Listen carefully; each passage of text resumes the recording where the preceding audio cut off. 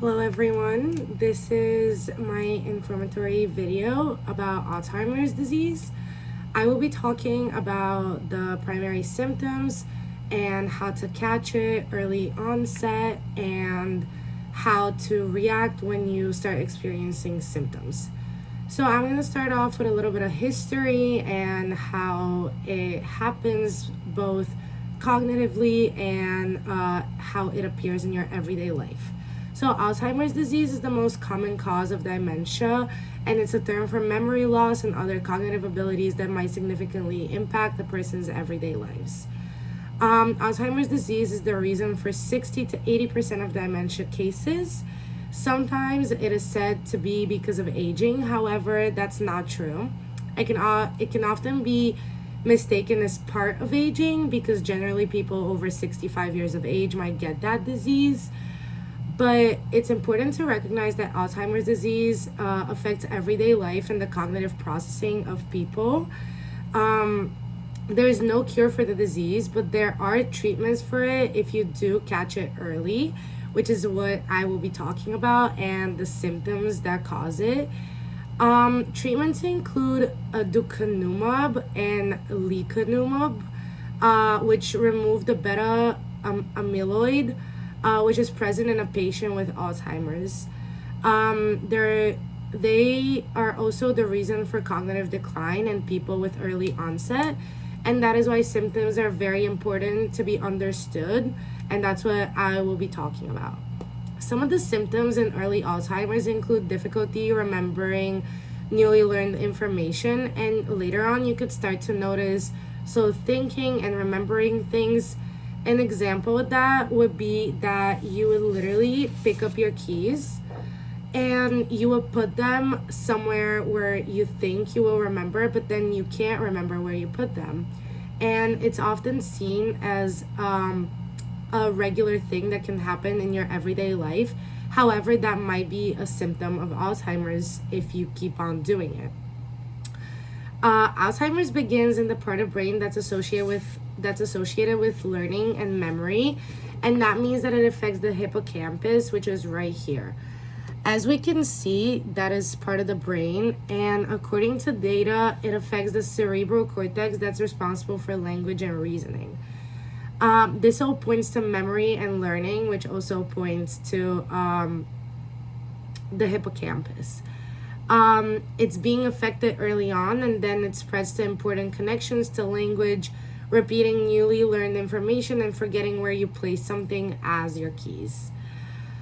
It may be hard for the person to recognize that they have Alzheimer's, and it may take for a while for them to accept it, just because some of the things that you might see early on in Alzheimer's might be regular.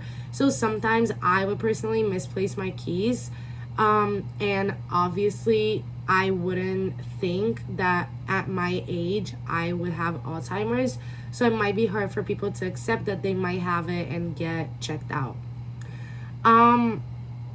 Even when you do accept it, people tend to forget it very fast, and it is hard for them to remember that they've accepted it because your learning and your memory is beginning to deteriorate. You start living under stress when the symptoms progress because you keep forgetting that you've already accepted that you might have Alzheimer's. This can be explained with many different reasons. For example, a person that is not educated on Alzheimer's can go and try to make a patient with Alzheimer's remember who they are, and this might cause stress and unwanted feelings for the patient because they can't remember who that person is. And I am talking about late symptoms right now. So for example, someone would go and try to say like, oh, you don't remember me, I am your daughter, for example. And then that might cause stress for the patient because they are trying to remember it, but they cannot. Also with early symptoms like misplacement, they can feel the initial stress of like, oh, I'm losing my mind, or I'm doing too much. Saying like, oh, I might have Alzheimer's, but I feel like I'm over exaggerating, and they might not realize that it actually is Alzheimer's. It's important to try to catch the disease early so the treatment can work. The two treatments that I said, they can help with Alzheimer's progressing. And if you do catch it early on, it can improve and slow down the progression of Alzheimer's. Change in the brain, going to cognitive neuroscience and how it affects the brain. Change in the brain actually begins way before any of the symptoms are actually shown and any of the symptoms can actually be caught. A person can often sense when symptoms occur, however, they can almost never catch the microscopic brain neuron change before symptoms appear unless they go and get checked out for something else and this is actually caught. There is more than 100 billion neurons in the brain, and researchers have found it very difficult to spot where exactly the change begins when Alzheimer's starts. However, it has already been found that as the damage spreads, the cells lose ability to do their job and then finally die, which this is actually irreversible and change the way that the brain functions, so there is no way going back. The brain can be thought of as a factory, as the Alzheimer's Association mentions. When the factory stops working as well, is when the damage progresses and vital parts of the brain stop working, which is like vital parts of a factory stopping to work. It's believed that the two structures known as plaques and tangles are the ones that are damaging and killing cells. Plaques actually store the protein known as beta amyloid that builds up between nerve cells, and tangles are fibers known as tau that build up inside of the cells. With tangles and plaques do grow in people as they age, people with Alzheimer's have been seen to grow way more plaques and tangles and in a way more predictable way and pattern.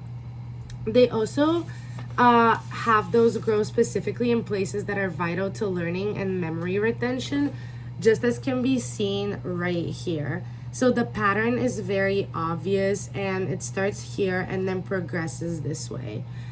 Plaques and tangles are not proven to play a role in Alzheimer's disease. However, they are believed to block communication among nerve cells and kill off cells as well. This then causes problems with memory, changes in personality, and other symptoms mentioned before that cause strains in the everyday lives of both patients and people that care for them, like family and caregivers. It's important to recognize that there are actually many neuroimaging trials going on right now, which can be seen right here with like normal and then Alzheimer's disease. And then this is the mild cognitive impairment.